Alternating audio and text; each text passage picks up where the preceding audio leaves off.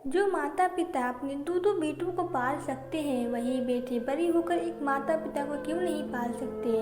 Mummy जी, आप रसोई में कढ़ाई में क्या ढूंढ रही है? आपसे कितनी बार कहा है, आपको यहाँ रसोई में आने की कोई ज़रूरत नहीं है। जो भी चाहिए होगा आपको आपके कमरे तक बाई राधा पहुँचा देगी। वो सोनिका ने पीछे से सास ममता जी को रसोई में देखकर पूछा। बहू, तुम्हारे पापा जी की दवाई लेने का समय हो गया है, इसलिए मैं रसोई में चाय नाश्ता लेने आई थी, मगर कढ़ाई में तो पोहे एकदम जरे से बचे हैं। अभी तो मेरा और तुम्हारे पापा जी का नाश्ता करना बाकी है, ममता जी ने कहा। सोनिका अपनी बाई राधा से बोली, राधा ये पोहे तुम्हारे हैं, तुम खा लेना। और मम्मी जी, आप शायद भूल नहीं है कि आज महीने की पहली तारीख है। आज से बड़ी भाभी आपको चाय नाश्ता खाना सब देगी। आज से बड़ी भाभी आपको रखेगी। मेरा आप लोगों को रखने का समय खत्म हो चुका है कल। ममता जी बोली, सोनिका बड़ी बहू कह रही थी कि उसकी तबीयत कुछ दिनों से खराब चल रही है, तो वो अभी थोड़े दिन हमें नहीं रख पाएगी। खुद बड़ा बेटा राकेश जैसे तैसे घर और ऑफिस का काम मैनेज कर रहा है। सोनिका तमाम गुस्से में बोली, मम्मी जी, आपकी दोनों बेटी और दोनों बहुओं ने मिलकर यह कायदा बनाया था कि एक एक महीना आप दोनों को हम लोग अपने साथ रखेंगे। और सुधा भाभी कल तो भली चंगी मार्केट में घूम रही थी और आज आप लोगों को रखने के नाम पर बीमार पड़कर बैठ गई।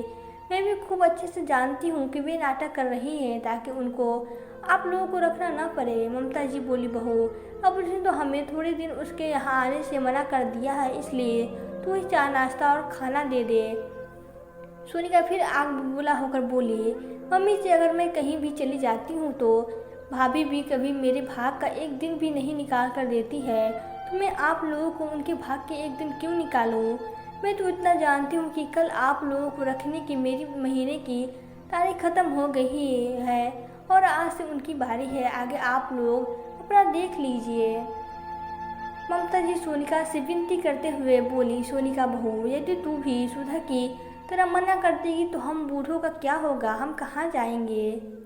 अब मेरे यहाँ है तो तू ही उतने दिन खाना खिला दे जितने दिन सुधा बहू हमें वापस नहीं बुला लेती। जैसे ही वो हमें बुलाएगी हम चले जाएंगे और मैं उससे कहूँगी कि अगले महीने वो हमें तेरे भाग के दिन निकलवा दे बस। ये सुनते ही वापस सोनिका का गुस्सा सातवें आसमान पर पहुँच गया और वो बोली, मम्मी जी, कायदे तो सभी के लिए समान होते हैं। ये पहली बार नहीं हुआ है, आपको याद है ना? पिछली बार वो अपने मायके चली गई थी, तब भी 15 दिन मैंने आपको रखा था। मगर जैसे ही महीना ख़त्म हुआ उन्होंने आप लोगों को तुरंत वापस भेज दिया। क्यों? उनकी बारी के 15 दिन जो मैंने आपको रख के निकालवाए थे, उन्होंने बड़ी आसानी से अपना पल्ला झाड़ लिया। मगर इस बार मैंने नहीं ठान लिया है कि मैं पिछली बार की तरह बेवकूफ़ नहीं बनने वाली। बड़ी भाभी कि आपको देखने की जब भी बारी आती है, कहीं ना कहीं घूमने चली जाती है, फिर बीमार हो जाती है, ताकि आप दोनों को बोझ वापस मुझ पर आ जाए और वे अपना पल्ला झाड़ सके। मगर मैं इस बार उनकी बंधन फंसने वाली नहीं हूँ, कह देती हूँ। ममता जी की आंखों से आंसू धरा बह रही निकली और वे वहाँ से लाचार होकर अपने कमरे में आ गई। इतना लाचार होने अपने आप को कभी महसूस नहीं किया था जितना वे आज महसूस कर रही थी। बहुओं के राज में अपने आप को ठगा सा महसूस कर रही थी आज ममता जी अपने कमरे में आई तो पति सुधाकर जी बोले, क्या हुआ ममता, अब तक चाय नाश्ता क्यों नहीं लाई? मेरी दवाई के समय हो गया है और आजकल तो भूख भी बर्दाश्त नहीं होती है। समय पर चाय नाश्ता न मिले तो बाद में भूख मर जाती है और फिर कुछ खाने की इच्छा नहीं होती। मैं तो कब से वेट कर रहा हूँ तुम्हारी। ममता जी ने पति सुधाकर जी को सारी बात बताई तो वे बोले, ममता, तुझे उन दिनों की याद आ गई जब हमारे घर दोनों बेटों का जन्म हुआ था। सब लोग बहुत किस्मत वाले कहते थे मुझे, कहते थे तेरी आगे की ज़िंदगी तो राजू जैसी होगी, तेरे तो दो बेटे हैं, भला मुझे क्या कमी है? और अब देखो तो तेरा दो बहुओं होने के बावजूद भिखारियों जैसी हालत हो गई है हमारी। दोनों बेटों और दोनों बहुओं ने हम लोगों को बिना पूछे हमारे खाने पीने और रहने का बंटवारा कर दिया। एक बार भी हमसे न पूछा कि आखिर हम क्या चाहते हैं। बूढ़े हो गए तो मतलब क्या हमारी इच्छाएं ख़त्म हो गई? हमसे बिना पूछे हमारे रहने और खाने पीने की व्यवस्था इन लोगों ने अपने हिसाब से कर ली।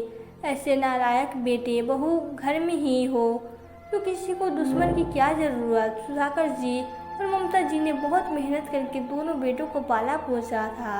अपनी जवानी दोनों की पढ़ाई, स्कूल फीस और अपने माता पिता की दवाइयों जैसी और भी बहुत सारे खर्चों में बिता दी थी।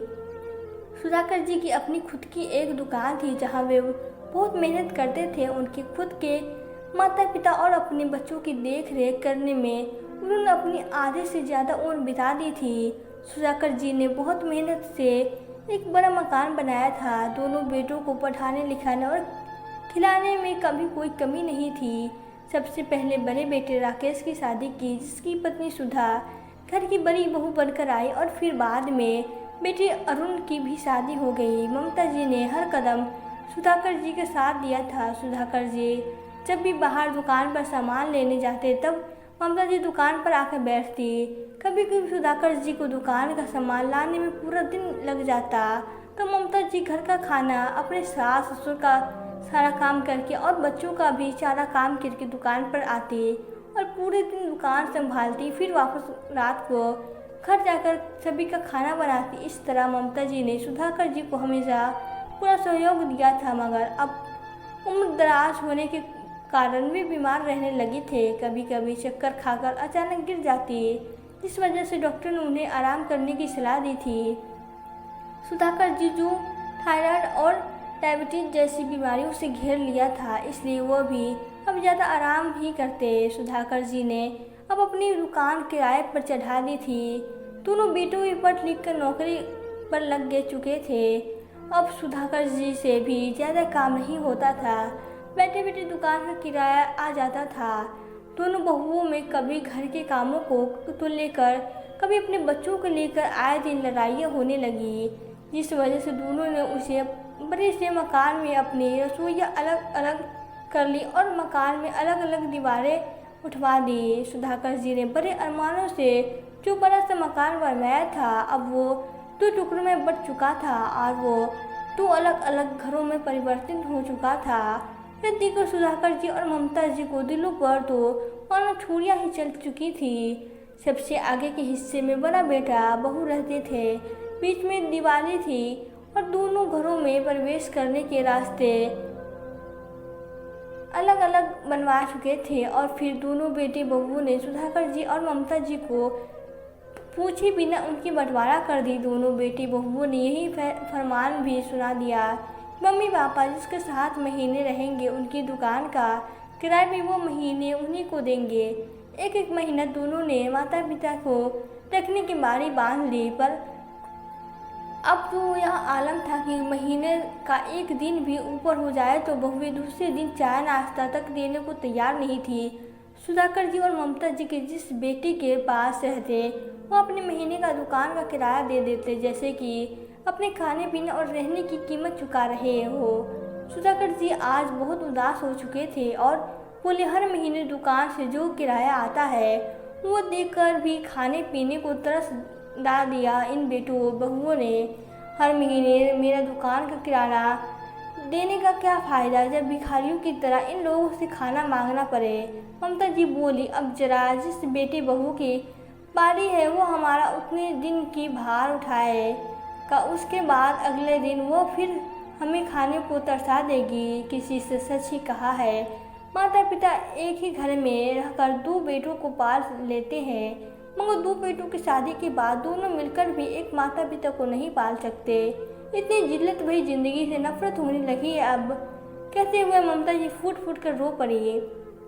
बड़ी बहू हमें खाना नहीं खिलाने पड़े सोच कर कभी मायके चली जाती है तो कभी बीमार पड़ने का नाटक करती है, और छोटी बहू भी महीना ख़त्म होते ही ऐसे आज़ादी महसूस करती है जैसे हमारा होकर भी कोई अस्तित्व न हो। सुधाकर जी बोली, ममता तुम सही कह रही हो, हमारा होना या न होना जिनके लिए मायने नहीं रखते वो फिर मेरे बेटी बहू के साथ हमारा न होना ही बेहतर होगा। ममता जी बोली, आप क्या कहना चाहते हैं? मैं कुछ समझी नहीं। सुधाकर जी बोले, ममता मैं समझता हूँ तुम्हें कहकर उन्होंने आज बहुत सुबह सुबह ही दोनों बेटे बहुओं ने फरमान सुना दिया कि अभी सभी उनके कमरे में पहुँचे। बड़ा बेटा राकेश आकर बोला, पापा सुबह सुबह क्या काम आ गया आपको? आप तो जानते हैं सुधा की तबीयत ठीक नहीं है और मुझे ऑफिस जाने में लेट हो रहा है, तो बात थी शाम को कर लेते। सुधाकर जी बोले, हाँ बेटा, अच्छी तरह से जानता हूँ तेरी पत्नी की तबीयत खराब है, हम लोगों को खाना खिलाना न पड़ जाए करके हर महीने तेरी पत्नी का कुछ अलग ही बहाना होता है। पिछली बार तो रसोई को भी ताला लगा कर गई थी ताकि हम उनकी रसोई को छू ना सके, और कल रात तो सुबह जगह घूम रही थी, आज सुबह होते ही हमें बुलाना ना पड़े करके बीमार हो गई। राकेश पिताजी की बात सुन कर यहाँ वहाँ ताकने लगे। छोटा बेटा अरुण बोला, पापा हम लोगों को क्यों बुलाया है? अभी भाभी का हर महीने नया नाटक रहता है, इससे हमारा क्या कसूर है? सुधाकर जी बोले, बेटा तुम लोगों का कोई कसूर नहीं, कसूर तो सारा मेरा है कि मैंने तुम लोगों को इतना पढ़ाया लिखाया, तुम लोगों को इतना पैसा खर्च किया ताकि एक दिन हमारे बुढ़ापे में तुम लोग हमारा सहारा बन पाओ। मगर मैं भूल गया था कि अपना बेटा तब तक ही अपना होता है जब तक उसकी शादी न हो। तुम दोनों ने मेरे दीवारें बनाए, इस मकान का हिस्सा तो मुझसे पूछी भी न कर लिए, मगर इस मकान का तीसरा हिस्सा कहाँ है? छोटा बेटा अरुण आश्चर्य से बोला, पापा तीसरा हिस्सा किसके करना है? सुधाकर जी बोले, हमारा। सुधाकर जी बोले, राकेश आज ही हमें हमारी रसोई अलग से चाहिए, जहाँ खाना बनाने वाली गंगा हमारा खाना बना दिया करेगी। तुम लोगों को मेरी दुकान का किराया देने का क्या फ़ायदा? जब तुम लोग एक दिन भी ऊपर हो जाए तो हमारा भार नहीं उठा सकते। इससे अच्छा तो मेरे उस किराए में हम लोग खाना बनाने वाले और हमारा ख्याल रखने वाले मिल जाए। और चूँकि यह मकान मेरा है तो तुम लोगों को अगर यहाँ रहना है तो तुम लोगों को अपने रहने का मुझे किराया देना पड़ेगा, और किराया भरने जितनी औकात न हो तो तुम यह घर भी अभी खाली कर सकती हो। आज महीने की पहली तारीख है, तुम दोनों को आज ही किराया मेरे हाथ में लाकर रख दो, वरना यह घर खाली कर दो। सुधाकर जी का यह फैसला सुनकर बेटी बहू के पैरों से जमीन सरक गई और सभी के मुंह खुले के खुले रह गए। सुधाकर जी ने उनकी बाई गंगा को फ़ोन किया और यहाँ आकर अपने लिए चाय नाश्ता खाना बनवाने का फरमान सुना दिया। छोटी बहू सोनिका उनके कमरे में बाहर आकर अपने पति अरुण से बोली, यह सब बड़ी भाभी की वजह से हुआ है ना, वे हर महीने नया नाटक करती है और यह दिन देखने मिलता। वहाँ बड़ी बहू सुधा को जब सारी खबर मिलती तो वो तुरंत बिस्तर से खड़े होकर सास ससुर से आकर बोलती, मम्मी जी पापा जी मैं थोड़े दिन बीमार क्या पड़ गई, आपने तो हमें घर से ही बेदखल कर दिया, आपको इतना कठोर फैसला लेने की क्या ज़रूरत थी? ममता जी बोली, तुम दोनों बेटी और बहू की टकटक से हम वाकिफ़ हो चुके हैं, इसलिए बेहतर होगा कि हमें हमारे हाल पर छोड़ दो। दोनों बेटियों ने अपने ही माँ पिताजी को किराया देने में बहुत जोर आ रहा था, मगर मन मार कर दोनों ने सुधाकर जी के हाथों में पैसे लाकर रखे। उतने में बाई गंगा भी आ चुकी थी और सुधाकर जी और ममता जी को चाय नाश्ता दे चुकी थी। दोनों बेटी बहुओं ने सुधाकर जी और ममता जी से माफ़ी मांगी, मगर सुधाकर जी और ममता जी दोनों को माफ़ नहीं किए और बोली, हम भगवान से प्रार्थना करेंगी कि तुम्हारे जैसी औलाद भगवान किसी को ना दे। दोनों बेटी बहू इतना से मुँह लेकर रह गए। दोस्तों, जब माता पिता दो बेटों को पोस कर बड़ा करते हैं, क्यों शादी के बाद उन बेटों दोनों एक माता पिता नहीं संभाले जाते? क्यों माता पिता बेटों और बहुओं पर बोझ बन जाते हैं? ऐसे कपूत्र बेटों से तो अच्छा है निसंतान रहे ना। तो दोस्तों, आपको यह कहानी कैसी लगी? अगर कहानी अच्छी लगी हो तो वीडियो को लाइक करें और प्लीज़ चैनल को सब्सक्राइब करें। Thank you.